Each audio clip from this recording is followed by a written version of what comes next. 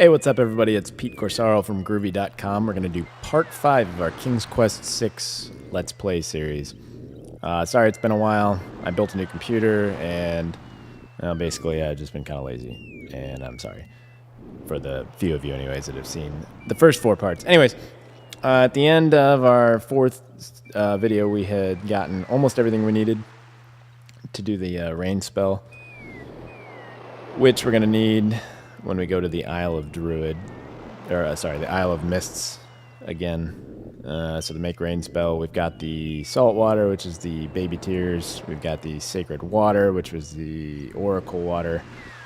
And I think at the end of the last video, I couldn't remember what the hell the falling water was. And I remembered pretty quickly after that. It's the water that's in the fountain in the Isle of the Beast. Alexander pulls out his magic map. Let's go get that.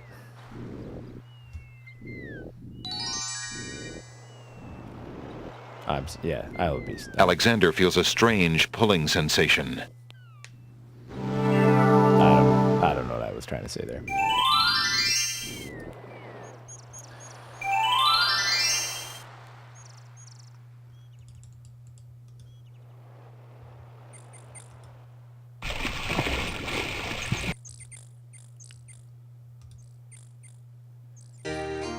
See, this water, it's falling, so we need that.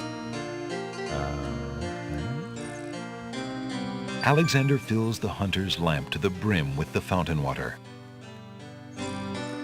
Okay, so we've got everything to do our spell.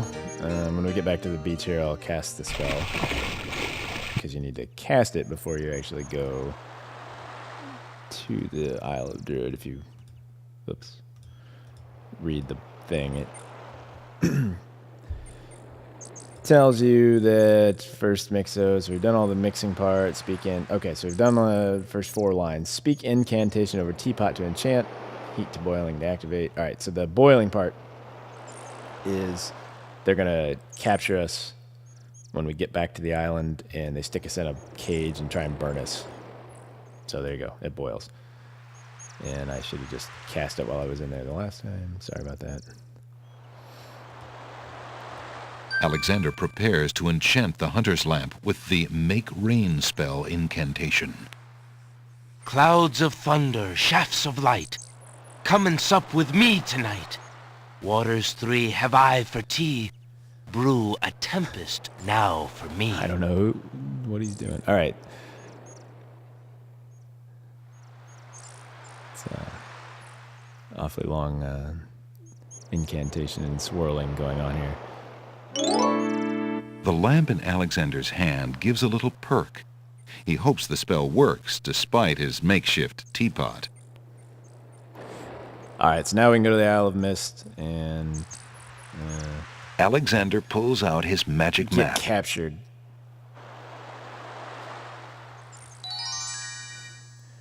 Alright, so be prepared. There's probably 5 or 6 minutes where we're not going to do anything other than just watch the scene play out.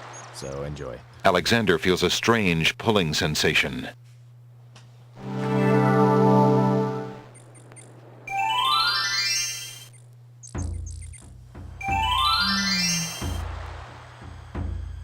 Great gods! Did you see that? The man just appeared from nowhere. Perhaps he was sent by the spirits. I see no boat. He is an intruder, no matter how he got here. Grab him! Not again. Look, I'll leave. It's no problem. I think not. Let's go.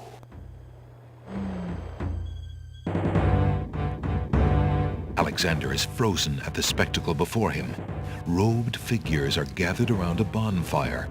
Some mystical ceremony is taking place, but as to its purpose, Alexander has no clue. We found a trespasser on the beach, Archdruid. Uh-oh. Archdruid. Now what has Alexander wandered into? This must be the foreigner we were warned about. How appropriate that he should come during our rain festival. Place him in the sacrificial cage. Wait! I must rescue the princess! There's an ancient druid saying, a man who would save others must first save himself. Alexander is pushed into the confining wicker cage.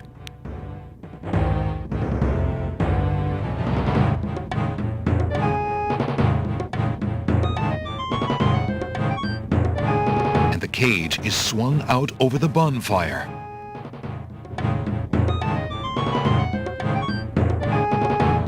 Alexander starts to feel a little warm. The bottom of the cage is getting uncomfortably hot.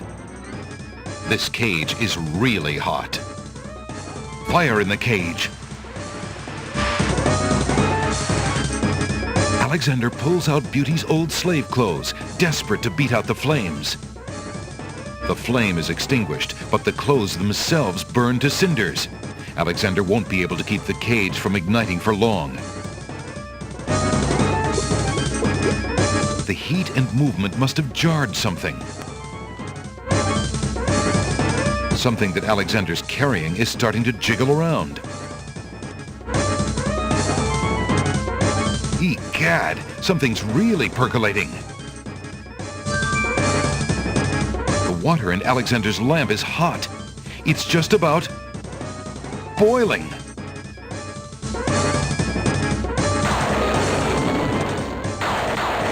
Alexander feels a drop. It starts to rain.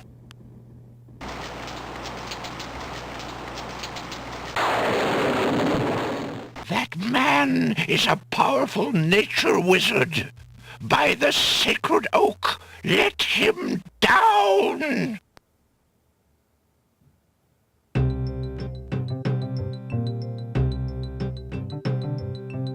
I must apologize for our rude welcoming committee. We've been feeling inhospitable ever since the winged ones stole our sacred miniature oak tree. Besides, Wizir Al-Hazred sent a message that we were to watch out for a highly dangerous foreign assassin. I assume you are the one he meant. I'm sure I'm precisely who he meant. I assure you, I mean to harm no one, unless that person threatens the princess. I'm sorry to have disrupted your ceremony, but I'm running out of time. What is it that you seek? The Oracle on the Isle of the Sacred Mountain told me I should speak to you about the realm of the dead. She told me of 2 souls in unrest there that I might be able to free. Free souls in the realm of the dead? You're mad! The souls might be able to help me on my mission to save the princess. It's imperative that I do everything I can. The risks are not important. No. And yet getting yourself killed will hardly help the princess. But I will tell you what I know. Legend has it that it is the right of any human to challenge the Lord of the Dead in order to save his own life or the life of another already past. But the knowledge of how to do this was lost centuries ago. I have only heard of one who tried it, a young knight who came to the land of the Green Isles from a distant land long ago. According to the story, he was determined to challenge the Lord of the Dead for the soul of his dead lover. It is said that he tamed the Lord of the Dead's horse, a black-winged, demon-hearted beast named Nightmare. Nightmare sometimes flies to the human world to feed on certain noxious plants. Those unfortunate enough to see her are glad to escape with their very souls intact. Somehow, the knight captured Nightmare and rode off on her back, supposedly to the realm of the dead. But neither the knight nor his lover ever returned. If there was a means for challenge, it was lost with the night. I see. Can you tell me anything about the Lord of the Dead? That is a blacker matter still. To the Druids, he is Samhain, lord of coldness and despair. Samhain was once a man like you or I, but he insulted the gods and was sentenced to rule the underworld. Immortal he is and mateless, robbed of sleep, robbed of movement, robbed of companionship. It is said that he hates all mortals even more for the mortality that he lost. That is all I know. Interesting. I shall remember. Now look how the oak embers of our bonfire still glow hot despite the rain. If you're bent on your course, you'll need courage that's just as impervious to the chill. May your luck last longer than your storm, brave one. May it indeed. Thank you, Archdruid.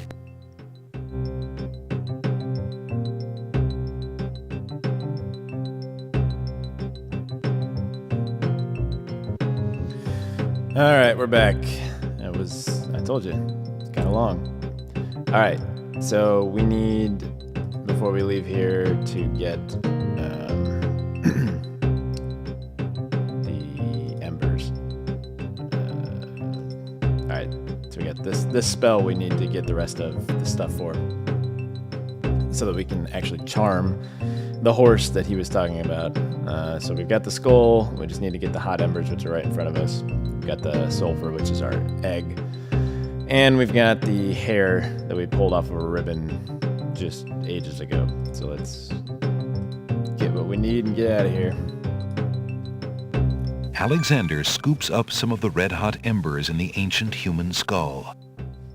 And we'll go ahead and throw the egg Alexander cracks the spoiled egg and dumps it into the skull containing the embers. The spoiled egg hisses as it makes contact with the hot embers. Zounds, the steam. Phew, the smell of sulfur. And then we'll throw the hair in there.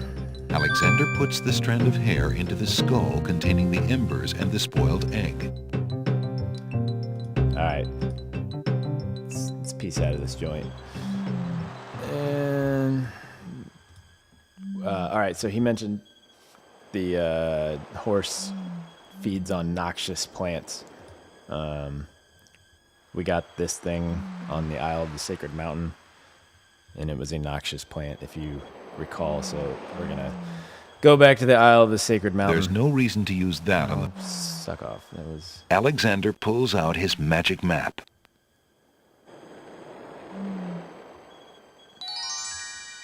Alexander feels a strange pulling sensation.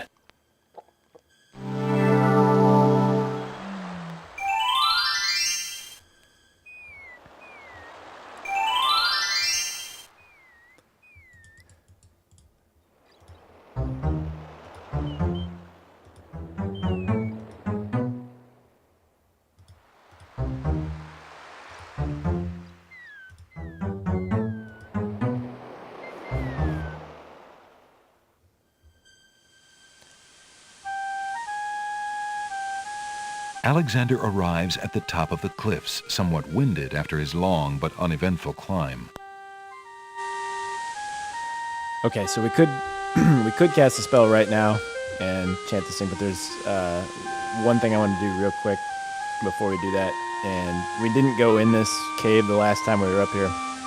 On the other end of the cave is some mint, which we'll need later in the game, so let's go do that real quick. I'm going to scare off the horse. He'll be back, don't worry. The sound of Alexander's footsteps startles the black horse. She flies off, leaving Alexander alone at the top of the cliffs. It's a she, I apologize. I called it a he. Alexander crawls through the small opening in the rock.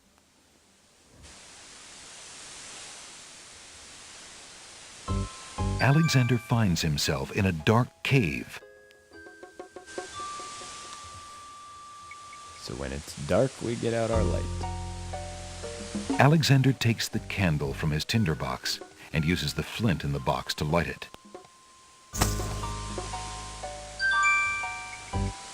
And if you can't really tell, there's a little opening over here, so we're going to go through that. Alexander crawls through the opening in the rock.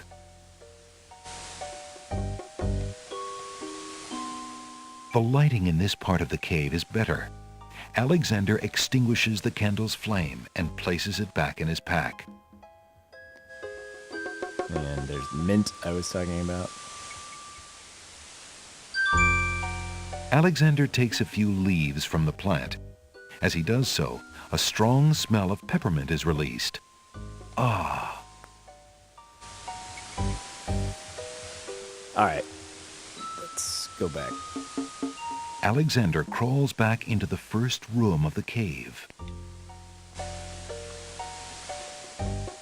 Alexander can't see a thing. Alexander crawls back through the passage to the top of the cliffs.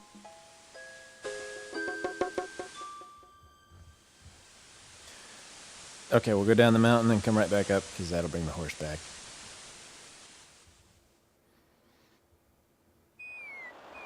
Alexander climbs carefully down the long face of the Logic Cliffs. Boom, boom, boom, boom.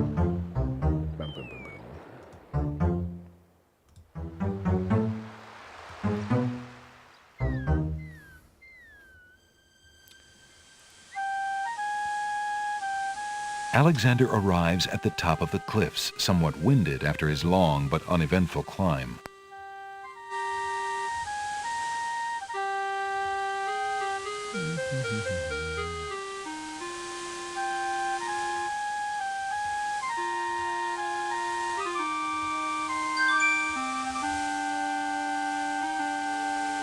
Alexander solemnly speaks the incantation over the skull. Creature of night, to me succumb. Fire and brimstone leave thee numb. Purity bind thee like a chain, to do whate'er I now ordain.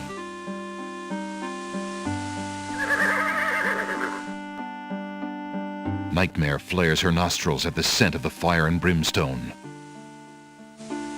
That's it! Come on! I need passage to your homeland, fiery one.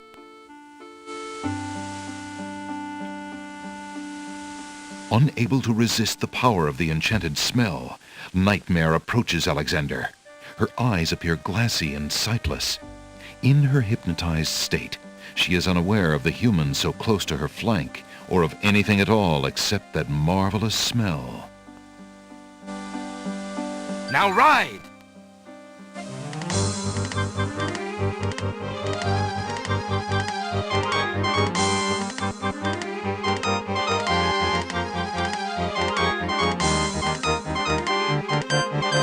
Nightmare deposits Alexander on a strange, cold world. And some of the inhabitants don't look too friendly. Okay, we are here at... Oh, shit. Yeah, don't. You don't want to let those things touch you or you die. All right, so we're in the Land of the Dead, and we're going to go ahead and call it the end of this episode.